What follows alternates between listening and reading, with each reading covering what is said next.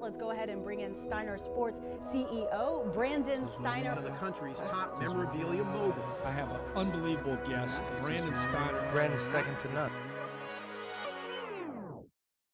One of my favorites, if not my favorite Yankee of all time, Jim Abbott, joining us today. Thanks for joining in. We know it's a Thursday. Weather's a little wobbly. You're in the middle of Yankee Red Sox. We'll jump into that. Jim, thanks for coming up. Thank you, Brandon. Good to be here, pal. First of all, I mean, besides being an unbelievable inspiration and gone to my sons, my son's in Michigan, go blue. Go blue, right? Go blue. And, Olympic gold medal. I think what fascinates me is, I don't know if you remember this, we were in the Yankee Stadium doing this talk, and you told me that, and I want to know if I remember this correctly, that you hit a home run as a major league player. Is this possible? Well, I had a couple hits as a major league player in regular season games. I did not have a home run in a game, but I did hit a home run off Ron Guidry in batting practice one time down in Fort Lauderdale. How? Well, I swing the bat. I hold the bat with two hands, and I always fancied myself a pretty good hitter in high school, and I can hit the straight ball. The curveball gave me trouble, but Mariano Rivera actually was a young kid in camp that year, and he saw me hit that home run, so he sort of perpetuated that story. He tells people, I saw Jim Abbott hit a home run in spring training, and so it's a great story, though, just because of the people who were involved, It is a blessing, though. Everything's a blessing, yeah. I think that's the point I've gotten to in my life. I was obviously born a little bit differently. I was born missing my right hand. And I just turned 50, and I've spent all 50 of those years reconciling that, figuring out, was it a blessing? Am I trying to move past it, transcend it? Am I trying to acknowledge it, to use it? Those are all very interesting questions to me post baseball. I look at it like this, because some people would look at it, only having one hand, as they'd be disappointed. Mm-hmm. I think, to me, like, disappointment is the absolute kryptonite. If we're all super people, Superman, it's Right. disappointment. Right. I think, to me, the most important thing is that there's what your expectation of life should be, and then there's what life gives you. Right. And if there's a gap between what you're thinking and then what life gives you, you get disappointment. Right. And that's a huge problem. But at the end of the day, if you really take what life gives you and are grateful for that, Right. which is amazing when you think about all the things we get in a life, but that's just awesome. Wow. And I think when you turn disappointment, you have to turn disappointment into gratefulness, and expectations are the killer. So when you take your disappointments, or expectations, I should say, turn your expectations into appreciations. Like, yeah, I only have one hand, but there are a lot of people that are born with no hands. There are a lot of people that never get born and have billions and billions of sperm cells. So It's like, I have to be grateful for what I have. And that's why what I've done to reconcile my disappointments, I just say, wow, I look at the silver lining with all of it, and there always is one. And when you start getting caught up with expectation of what we think is normal, what you think is normal, what you think what the forecast is, it's like this company 2 weeks ago, I forget the name of it, they had a forecast of $1 billion in one quarter. $1 billion. Right. That was their profit.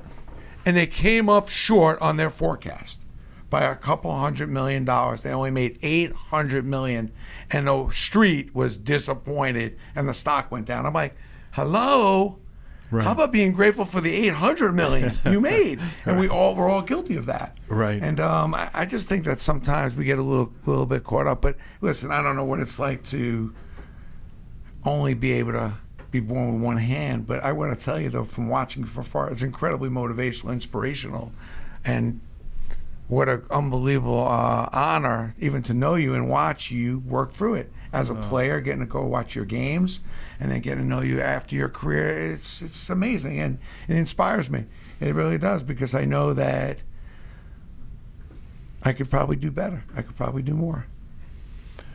Well, I appreciate that, and I love everything you said about using struggle, using disappointment, and acknowledging it. I mean, I think, the ability to do that doesn't come from glossing everything over. I think you have to be very much aware of what is influencing you right here and now. And for me, I was very tuned into those subtle influences in life. Whether somebody, an awkward glance walking down a hotel happens to me every day.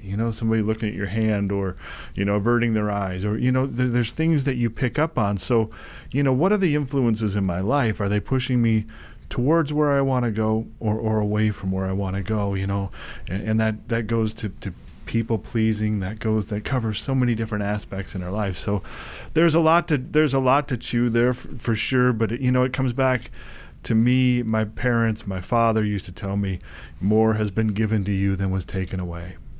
Love that. And and he also used to say, what's been taken away once will be given back twice. And I think for me, he's saying the focus is your left hand, not your right. The more has been given to you than was ever taken away. And if you focus on what's been taken away, you're going to see the world in an unfair way. If you focus on what's been given, all of a sudden the possibilities blow up. It's the man who goes to the monastery and he decides he's going to be a monk. And for the weekend he goes and shaves his head and his legs, and he's doing all the things, and they decide they have to go out to the Center Square to raise money, and they do that. And then his friend who's a monk says, let's go for a run.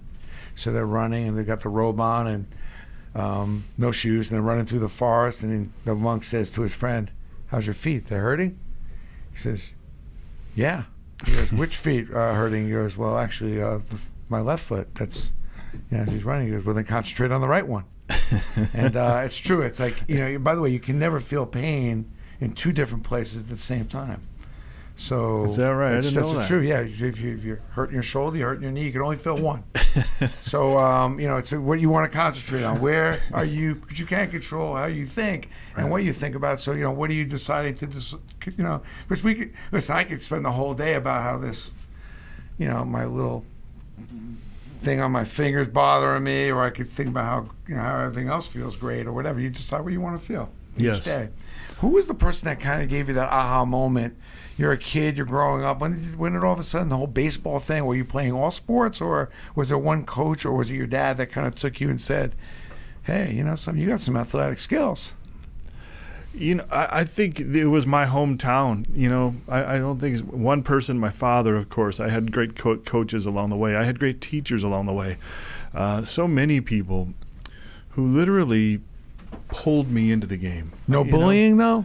Yeah, I faced my share of negativity. I wore a metal prosthesis as a kid in the shape of a hook, and it helped me to do everything but the things that I love to do. It didn't help me to play baseball. It didn't help me do those. I know there's people who get great use out of those, but for me, I just had so many people who were supportive, so many people who opened up doors, and I, to this day, so long after my career is over, I still get a lot of cards, letters, emails, tweets from kids all over the country, and I hear about coaches where the opposite case. They don't.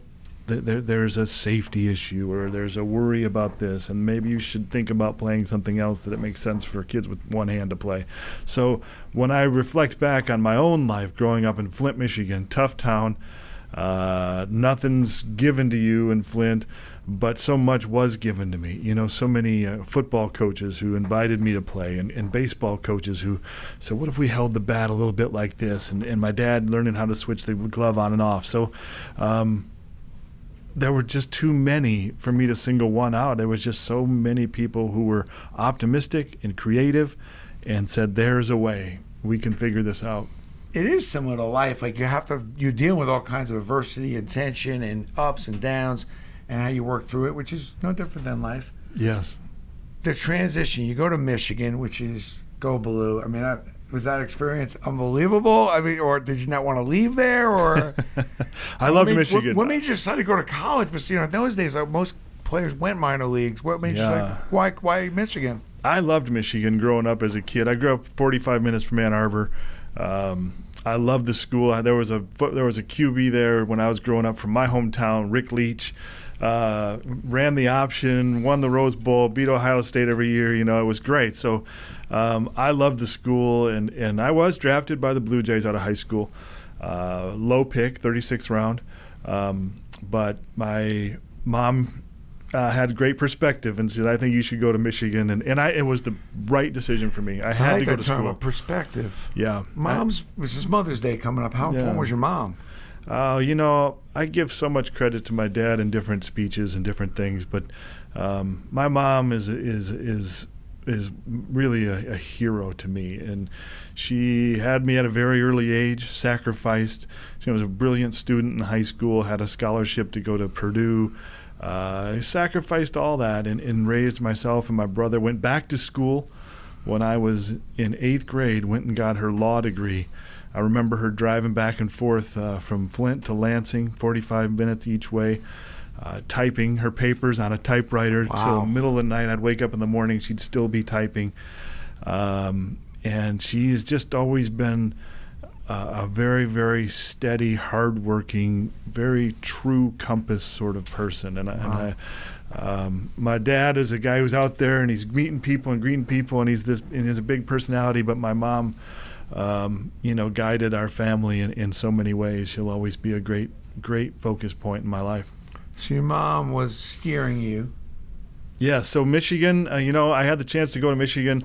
I went down there. I needed to go. I needed to get better. I was drafted in the 36th round by the Blue Jays, which, wasn't that high. They were serious, but I needed to get better. And Michigan was a great place to do it, great facilities, great coaching, great opportunities, great competition. And 3 years later, I was drafted in the first round. So it was a good decision, and it worked out really well. And it was wonderful in that not only did I get a chance to go to Michigan, I had a chance to play on the United States teams in the summertime, which I never would have dreamed, but I played in the Pan Am Games. Who was the big name on that Olympic team? You won a gold, right, with the Olympics? We won Olympic gold in Seoul, Korea. With? We had some great players. We had Robin Ventura from Oklahoma State, Tino Martinez from the University of Tampa. Tino that was telling me he was on that team, right? Ben McDonald, Charlie Nagy, Eddie Sprague. I mean, up and down, Tommy Good. Up and down. We just had a great ball club, and more importantly than the big names, it was a team that, and I think you could ask any guy on this team if Tino came in here, or Robin or somebody, they'd tell you it was a team that really came to love each other. A bunch of 21-year-old kids, amateur players at that point. A lot of the great amateur players around the world were not coming to the big leagues yet, so we were underdogs a lot of time when we walked on the field playing the Cubans, playing the Japanese teams, and we just had a ball. It was the best team experience I ever had in my career. An idol for you, somebody you looked up to in the Big East that you're trying to kind of emulate, or somebody that kind of took you under their wing? Nolan Ryan for me was always a hero, even though he played in places that the Tigers were my team. I grew up. But you Michigan. threw that kind of heat, though. I didn't throw that kind of heat. I wanted to throw that kind of heat. Okay, so you were dreaming about that kind of heat. Yeah, I just love the dedication and the intensity that he put into his career. Special. And when I had a chance to see him up close and watch him in person as a fellow player, competitor. He threw pitches like Mike Tyson threw punches. There were bad intentions, and you want to talk about commitment and trust and belief in every pitch that you throw. And that's what Nolan Ryan represented to me. Talk to me about the no-hitter, because not a lot of people do that, let alone in a major league game on Yankee Stadium stage. How'd you feel that day? Were you feeling like no-hitter kind of level at that point, where you could get anybody out whenever you wanted to get out? Were you going through a phase of that? And was that the peak of your career, would you say, now looking back on it? Well, first of all, it was not a no-hitter kind of day. I came against the Indians, and they had a good team. I just pitched against them 5 days before, got crushed. So I think, to me, it was it was uncertainty. It was nervousness. It was a refocus moment. It was Saturday, day game, Yankee Stadium. I love day games. I love Yankee Stadium. I love the pinstripes. Got on the mound. Why a day game? Why was I don't know. I just liked it. I liked waking up and going to the ballpark and getting to work instead of waiting around all day. And so I always loved day games. I always, like I said, loved Yankee Stadium. And Matt Noakes was the catcher that day. And I remember the smile and his enthusiasm behind the plate, and I see it behind the mask even to this day. His fist pump and the excitement that he brought to each and every pitch, and then just the building momentum. Just the way it rolled, and the fans started to get into it, and you can sense it from the opponent. They're digging in a little bit deeper, and your teammates and the balls of their feet, and with every play, there's the excitement that comes with a no-hitter, the countdown of outs, and Randy Velarde fielded the last ground ball from Carlos Baerga, threw it to Don Mattingly, one of my favorite teammates ever, and I'll never forget Donnie Mattingly throwing his hands in the air in the celebration. It was no-hitter, Yankee Stadium. And, I love that game because of what it represents, because of uncertainty and how I felt that morning. But it also, in my career, I, like I said, everybody knows I pitched with one hand, right? And I always said I wanted to be good. And making it, participating, wasn't enough. If I felt like people say you could be a role model, you could do this, and I felt like to do those things you had to have some success. You had to have, and I think in my career I had enough of that to make that statement. But the no-hitter kind of gives something to latch onto, and people can, young kids who maybe feel like I did growing up, or maybe faces some same circumstances, can sink their teeth into and say, you can do anything, It's just so amazing. Even just watching you field and watching you work, which I remember back then. I feasted off Randy Velarde? Randy Velarde. Yeah. I ran him around. I love that guy. Yeah. We were running around for $1,000 and we'd be gone for the whole day. What kind of captain was Don Mattingly? Obviously, Donnie baseball, very popular in New York. And a special player, no doubt. But what was it like playing with him, and what kind of communication surprised you that he's been managing? Was he a Hall of Famer in your mind too? I think so. I think Donnie is a Hall of Famer. Not to get into the statistical arguments of it, just in terms of what he brought to the game, what he brought to the Yankee clubhouse, what he brought to the city, was pretty special. Donnie was just cool. He's a cool guy, and he's Evansville, Indiana through and through. That I don't think he ever lost touch of his roots, as famous as he got, as good as he got. And what I think about Don Mattingly, I think about a teammate and a captain. And there's two things that stood out for me about Don Mattingly. My first experience to the Yankees, I was traded there. We were in spring training, pitchers and catchers only. The position players weren't even required to be at spring training yet. Donnie Mattingly showed up 5 days early or whatever it was, got into camp. We're having pitchers fielding practice. They called it PFP, back on the backfield in Fort Lauderdale. It's very tedious stuff for a veteran player. Needless to say, an MVP of the league and the player of Donnie's stature. And here comes Don Mattingly. He comes back, and first baseman, he's doing pitchers fielding practice over at first base with the pitchers because he wanted to get the timing down of every pitcher on the team and how they ran over to first base and where they wanted the ball so he could flip it to him. That's the intensity, that he brought to 5 days before spring training even started. And then he got hurt, pulled a rib cage muscle, and he wasn't playing, but he would go out and take BP. He couldn't swing, but he'd just watch pitches and see the ball. And, those kinds of things, you like you said. With that dark. He was one of the first players I saw. Yeah, he got the eye black and the mustache and the intensity. You see your captain doing that. You got to love Don Mattingly. What can I do? Yeah. Fun guy, though, on the mound. He was one of the first guys to come over the mound, but we know he's a great fielder. Nobody handled that side of the infield better than him. All the gold gloves, but also a thinker. I think when you play that well at first base and a captain, you're a thinker. But funny guy when he comes over to the mound, or very funny, and intense. Just give anything. And the players on the team loved it. I played with Donnie, and then I got traded back to the Angels, and I was pitching against the Yankees here in Yankee Stadium, and Donnie hit like a flare base hit. I mean, you know, he was in the lineup, and it was kind of a weak shot over third base or something. And I was mad. It scored a run, you know, and I didn't say anything, but I was mad. And then his next time up, he hit a bullet, line drive right to the shortstop, and he kind of threw the bat down. And I said, "That's what you get for the last one." He started laughing, and he said, "I love that. I love that about you." And he loves the competition too. He's a competitive guy. He's a competitive, but always guy. kept his cool. Very Jeter-like in a lot of ways. Like really didn't know, but he was fiery underneath that nice, cool, calm. You know, right? He was fantastic. Yeah. He, like I said, he stood out. Yeah. He stood out. I played with a lot of great players. Admire a lot of my teammates. Donnie stood out. He was different. Why number 25? Was your number 25 when you were the Yankees? I was 25 because I made the Angels unexpectedly, and a friend of mine to this day, Tim Mead, who's with the Angels organization, he wanted me to wear number 25 because Don Baylor wore number 25. And he felt like Don Baylor represented himself in the game of baseball in a way that should be replicated. And so he told me that story about Don Baylor, and he said, "I want you to wear this number. I want you to go about your career in the same way." Looking back, I mean, happy the way your career, is there something you wish you would have done or something you didn't do?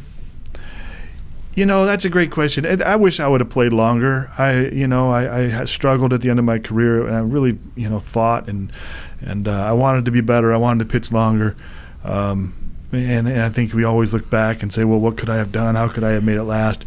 But now, being so far removed from it, looking at the places I played on the West Coast with the Angels. I played here in New York City. I played in Chicago. I had a chance to play in Milwaukee. I would not trade my career for the experiences that it brought, for the places that it connected me to, and the people I had a chance to, share time with. What's with the water in the Bronx, though? These guys are supposed to be rebuilding. I mean, it just seems like even when they're not winning, they're winning. They just seem they've got this thing going on. Even during, some of the tough times in the 80s, it was still always special. Yeah. Right? Yeah. Special stuff happening in the Bronx. What's with the water in the 161 in Riverside? What's with the water? What does it mean to be a Yankee? And is there just some aura about the old stadium and being a Yankee? Yeah, it's different. It's a different experience. It's just there's an intensity, there's a focus, there's a scrutiny, there's a support, there's a criticism. All of it goes into this. I read somewhere somebody called it a hyper existence, and that's what it feels like. It's a hyper. Everything is magnified. Everything's intensified, and it's fascinating, I think, because if you look at the experience of playing in New York, say a Derek Jeter and the amazing career he had, and the amazing experience of it all, and you take a guy like Robin Yount, another 3,000 base hit. He played in Milwaukee, and I don't know their living circumstances, but think about playing baseball in such a different way. The way people, it is kind of crazy the way how different it is to come to New York City and to play here with this. I love this city, and I love the great Yankee fans, and just to have a small connection to it. It's one of the things I'm most proud of in my career. Last thing, the old-timers days, which were unbelievable back in the 80s, with Joe D coming back, and Mickey, and Yogi, and we're losing some of those guys, obviously, as we speak, but any fun experiences back in old-timers day? Were there some guys you got to kind of chat with and talk with that we were talking about?